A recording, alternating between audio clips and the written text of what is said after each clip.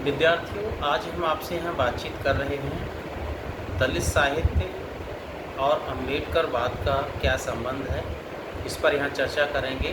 और चर्चा करने से पहले आपको बताते चलें कि इसकी जो सामग्री है वो भारत के प्रसिद्ध साहित्यकार शरण कुमार लिम्बाले की जो पुस्तक है दलित साहित्य का सौंदर्य शास्त्र, इसमें उन्होंने दलित साहित्य और अम्बेडकर वाद के विषय में यहाँ चर्चा की है।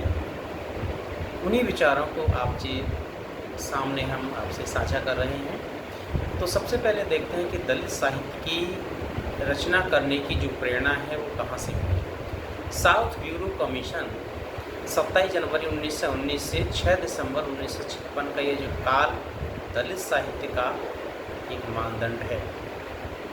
यह काल बाबा साहब अम्बेडकर के कार्य कृतित्व से प्रभावित हुआ। हजारों वर्षों की विषम सामाजिक संरचना आगे चलकर गिने चुने सुधारवादी आंदोलन और तेज़ी से बढ़ने लगा। कांग्रेस का राष्ट्रीय आंदोलन, ये सारी चीज़ें धीरे धीरे चलती रहीं।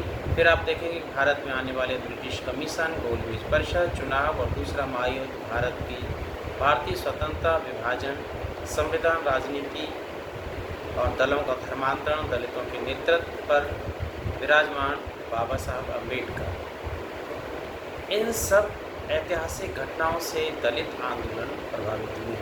यानी जितने भी आंदोलन चले वे सब के सब इन सारी चीज़ों से कहीं न कहीं प्रभावित रहे।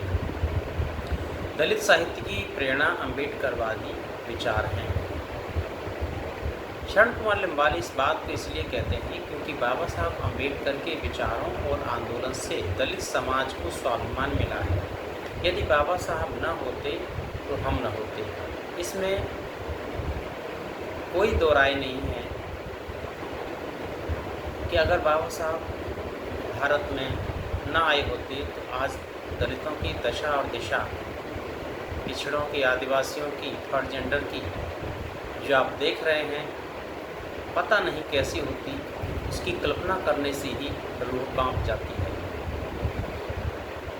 और आप पाएंगे कि दलित आंदोलन से दलित समाज को जो स्वाभिमान मिला, इसमें आप देखेंगे कि दलित समाज में प्रत्येक व्यक्ति का एक दूसरे से अभिवादन करने का एक तरीका भी बदला, एक नज़रिया भी बदला। वो इस मायने में बदला कि पहले लोग राम राम करते थे, नमस्कार करते थे, और अंबेडकर के विचारों से प्रभावित होकर जय भीम का उच्चारण करने लगे। यानी एक दूसरे के अभिवादन में जय भीम भी शामिल हो गया। इसका परिणाम आज आप देख रहे हैं। भारत के बहुत सारे हिस्सों में जो लोग जागरूक हैं वे आपस में थोड़ा सा भी अगर संविधान की जानकारी रखते हैं या आप यूँ कहें कि अम्बेडकर के विचारों से प्रभावित हैं, तो वो जय भीम कहने में संकोच नहीं करते हैं, बल्कि गर्व महसूस करते हैं। अब अम्बेडकर की जो विचार है वो क्या है, संक्षेप में देखते हैं कि अम्बेडकरवाद क्या है। जाति भेद के अंत का एक आधुनिक विचार है। यानी ये जाति व्यवस्था को समाप्त करने वाली एक विचारधारा है। बाबा साहब ने हिंदू धर्म में विषम व्यवस्था के विरुद्ध संघर्ष किया, लेकिन जाति व्यवस्था ने विषमता का पालन पोषण किया। आप देखेंगे कि जाति जो व्यवस्था है वो किस तरह से स्वतंत्रता, समानता, बंधुत्व और न्याय को प्रभावित करती है। पहला आप देखिए कि वंश परंपरा, यानी जिस जाति के माँ बाप हैं बच्चा भी उसी जाति का होगा, यह एक सबसे बड़ी सच्चाई रही है और आज भी है। दूसरा है विवाह बंधन, यानी अपनी ही जाति में व्यक्ति विवाह करेगा और जाति के बाहर जो विवाह होगा वो वर्जित होगा या अपवित्र माना जाएगा। तीसरी बात है पेशा की, कार्य की, यानी पैतृक पेशा छोड़कर दूसरी जाति का जो पेशा करेगा, यानी जो कार्य करेगा, वो वर्जित होगा। चौथा है खाद्य पेय नियमन, खान पान में केवल शाकाहारी मांसाहारी का ही फर्क नहीं है। आप देखेंगे हल्के और परधर्म के व्यक्ति के अन्न और पानी को स्पर्श न करना।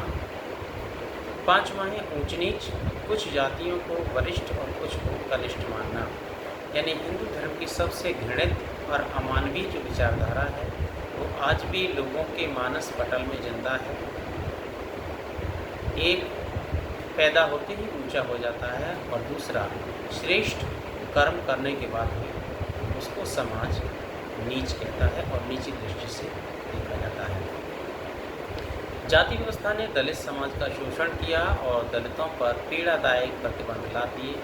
दुर्बलता, दरिद्रता, अज्ञानता के कारण दलित समाज लूटा गया। इसलिए बाबा साहब ने आत्मसम्मान की भावना लोगों के सामने उभारी। अब आप देखें तो पाएंगे कि दलितों को सत्ता के सूत्र और कानून बनाने की ताकत हासिल करनी चाहिए। ये बात बाबा साहब के मन में थी। लादे गए जीवन की विवशता, असहाय, मजबूरी और गुलामी से जीने वाले दलितों के लिए यह विचार नए और क्रांतिकारी पैदा साबित हुए। बाबा साहब अम्बेडकर द्वारा प्रस्तावित मूल्य सारणी नकारने के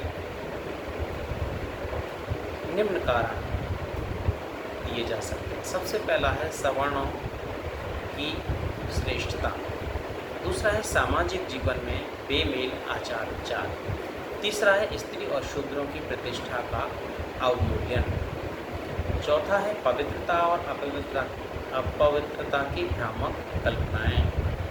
यानी इस देश में 85% आबादी का इसी आधार पर शोषण किया जा रहा है, मानसिक, शारीरिक, हर तरह से, कि कौन पवित्र है कौन अपवित्र है ये कुछ खास लोग ही तय करते हैं।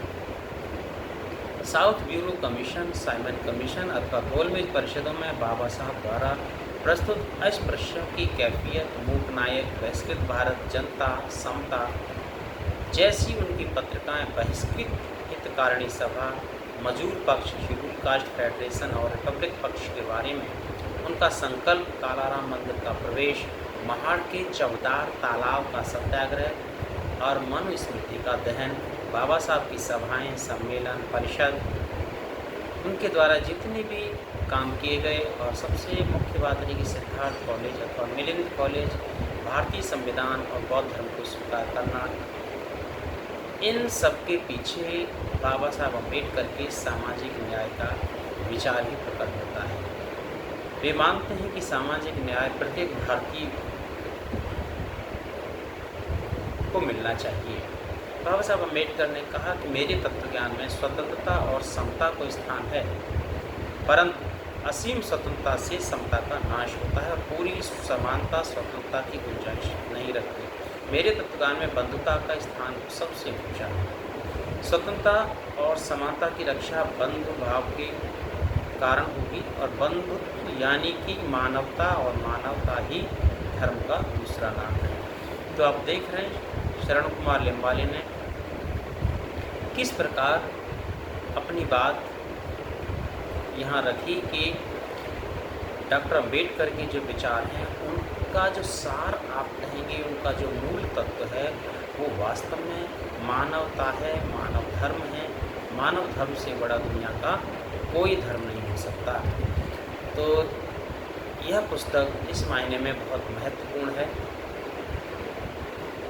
2 पुस्तकें आपको देखने को मिलेंगी, एक शरण कुमार लिम्बाले की दलित साहित्य का सौंदर्य शास्त्र है और दूसरी ओम प्रकाश वाल्मीकि की पुस्तक है, उसका भी नाम दलित साहित्य का सौंदर्य शास्त्र है।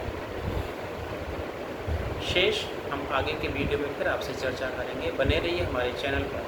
तब तक के लिए